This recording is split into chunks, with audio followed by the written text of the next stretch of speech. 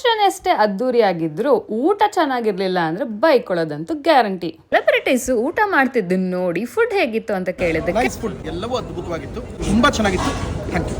Food ತುಂಬಾ ಚೆನ್ನಾಗಿದೆ. Celebrities ಮೆಚ್ಚೋ ತರ ಕ್ಯಾಟ್ರಿಂಗ್ ಯಾವ್ದು ಅಂದ್ರೆ ನಮ್ ಗಣೇಶ್ ಕ್ಯಾಟ್ರಿಂಗ್ ಸರ್ವಿಸ್.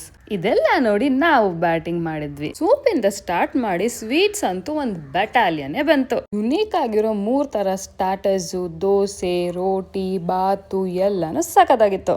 ಟೇಸ್ಟ್ ಅಂತೂ ಒಂದಕ್ಕಿಂತ ಒಂದು ಮೀರ್ಸೋ ತರ ಇತ್ತು.